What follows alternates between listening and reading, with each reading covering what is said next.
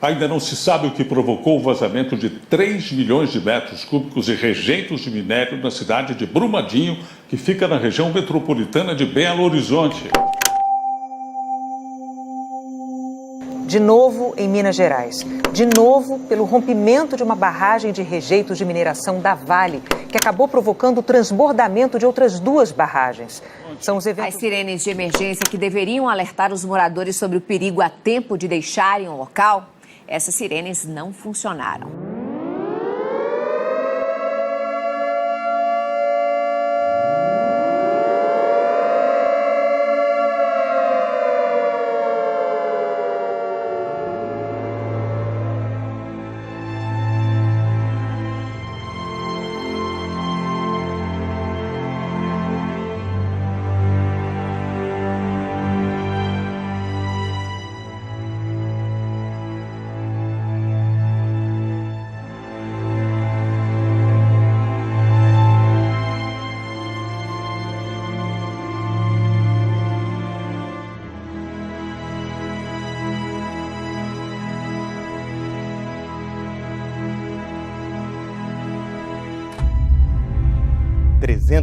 Pessoas continuam desaparecidas.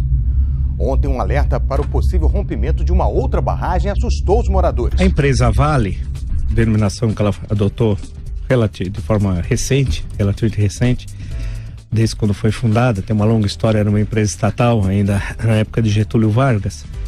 Ela não é uma empresa mineradora, é uma funerária.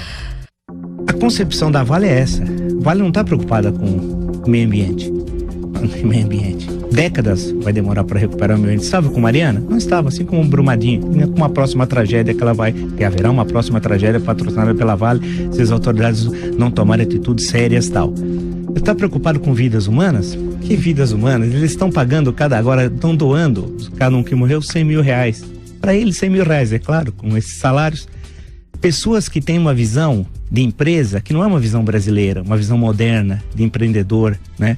É uma visão que só pensa no dinheiro. Por exemplo, no jornal Folha de São Paulo, hoje, um consultor que trabalha com a Vale, um senhor chamado John Tomazos, diz, a preocupação dele é o seguinte, de em frente a essa tragédia que ocorreu.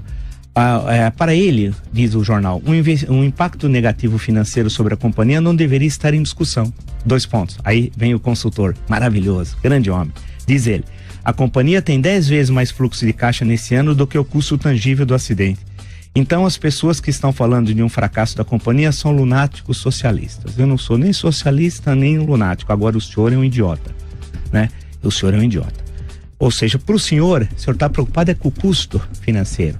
A destruição de décadas do meio ambiente, que ninguém sabe se vai se recuperar, isso não importa. E os 344 mortos, porque são 65 e os desaparecidos são 279, e não, infelizmente, volto a insistir, nessa aritmética macabra, não é mais possível encontrá-los, né? Segundo os especialistas, os 348 mortos é um mero custo para a empresa, né?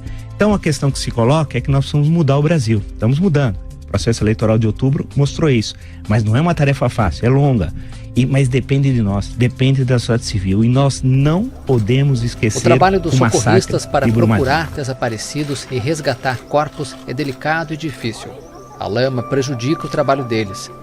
Em alguns locais, eles têm de rastejar para evitar que se afundem no barro. O resgate deste animal dá uma ideia do quanto o trabalho é perigoso. Tá nervosa.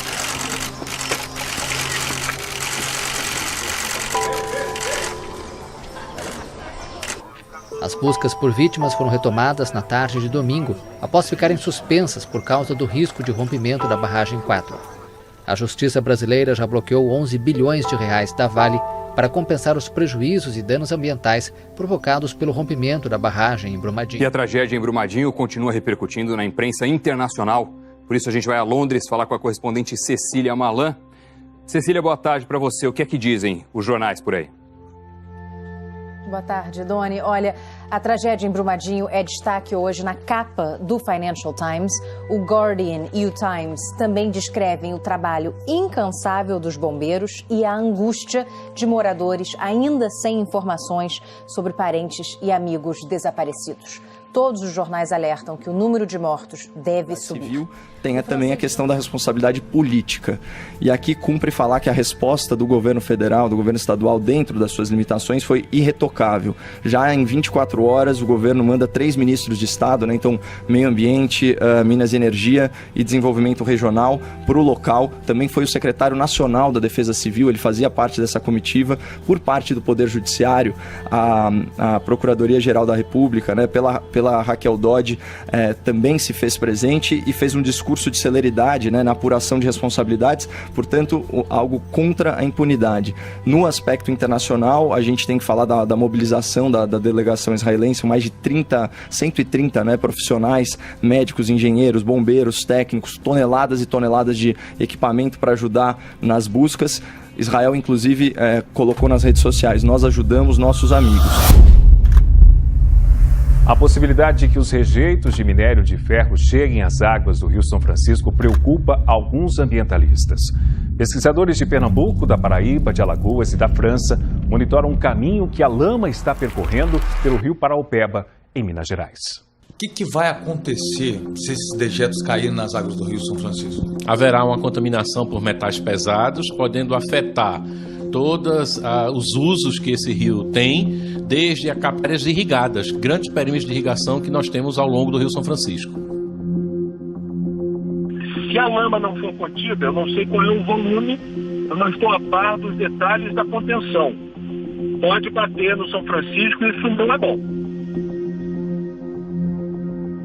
Muita gente não sabe, mas a Vale tem uma cava subaquática em Cubatão, que armazena resíduos tóxicos. E em meio a toda essa tragédia, a população questiona sobre os riscos dessa cava para nossa região. Sobre isso a gente fala ao vivo com o repórter Vitor Fatioli. Oi, Vitão, o que os especialistas falam sobre isso? Bom dia para você. O que o especialista disse logo de cara é que não há o mesmo risco que aconteceu da tragédia de Brumadinho com essa cava subaquática aqui do Rio Casqueiro de Cubatão. Mas ele alertou para riscos e contaminações ambientais de extrema preocupação. Inclusive, já estão acontecendo com a dragagem que é feita ali no próprio local. Em correlação com essa tragédia de Brumadinho, não é a mesma situação, mas apresenta um sério risco ambiental na nossa região, que inclusive já acontece com essa questão da dragagem no Rio Casqueiro. Na Austrália, as temperaturas estão mais de 10 graus acima da média para essa época do ano. Os termômetros estão marcando 49 graus na cidade de Tarcoola, no norte do país. É tanto calor que os animais estão sendo refrescados com frutas congeladas. Uma frente fria congelou parte das cataratas do Niágara na fronteira entre Estados Unidos e Canadá. A onda de frio polar derrubou as temperaturas e mudou a paisagem. A água parou de fluir por algumas cachoeiras que congelaram com temperaturas abaixo dos 20 graus negativos. A Austrália está batendo recorde de calor. Nessa sexta-feira, 13 cidades do sul da Austrália tinham previsão de calor de 50 graus. Em Adelaide, no litoral, os termômetros de rua chegaram a marcar 51. Oficialmente, a temperatura foi de 47, a maior em 80 anos.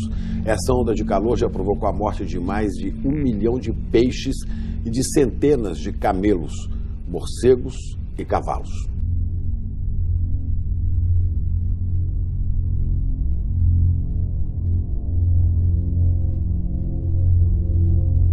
Na região sudoeste, o governo vai injetar oxigênio nos rios para evitar nova mortandade de peixes. O calorão afeta também as competições internacionais. Hoje, os tenistas do Aberto de Tênis da Austrália vão ganhar tempo extra de descanso entre os sets.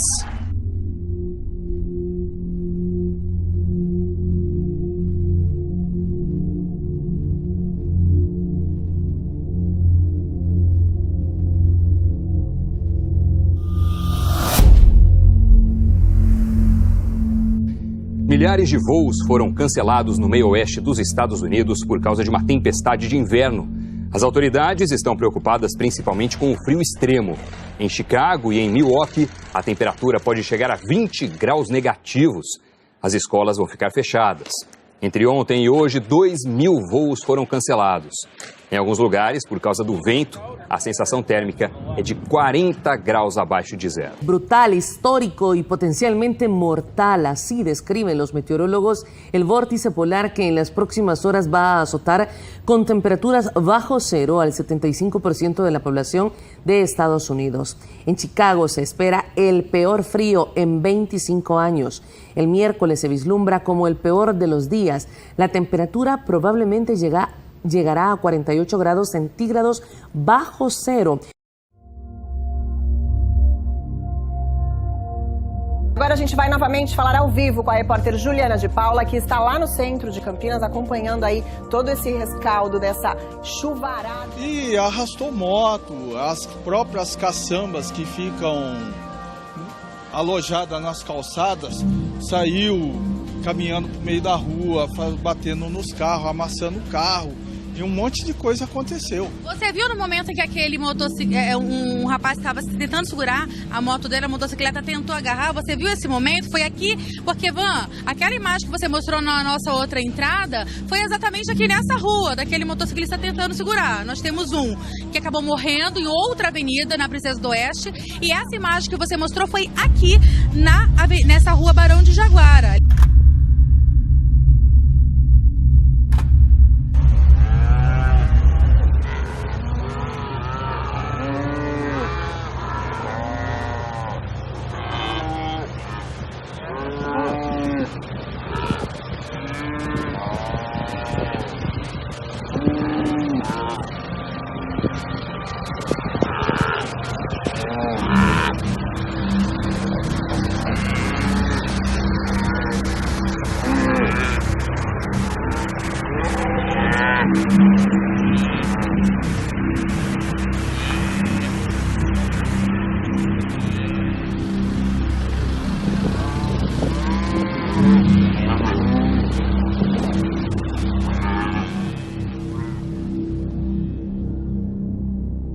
According to two new studies, an Atlantic Ocean current that helps regulate the global climate has reached a more than 1,000-year low. The Atlantic Meridional Overturning Circulation, or AMOC, is a current that helps regulate weather patterns, especially in Europe and North America.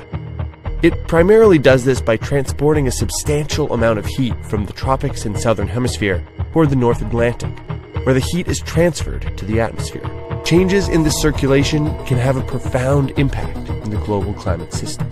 The second study looked at climate models and a century of ocean sea surface temperatures. Both studies conclude that the current is weakening significantly and has been at its weakest in the last 100 years. John Robson, a researcher at the University of Reading and one of the study's authors, told the Washington Post, "These two new papers do point strongly to the fact that the overturning has probably weakened over the last 150 years. These changes could mean more extreme weather across the northern hemisphere, as well as increased sea level along the U.S. East Coast. They could also have an impact on ocean ecosystems that rely heavily on ocean currents for their food supply. The challenge now is to keep an eye on whether the AMOC could reach a tipping point where the changes could become irreversible. What's causing the current to weaken, however, is still up for debate. And there are some scientists who still remain skeptical.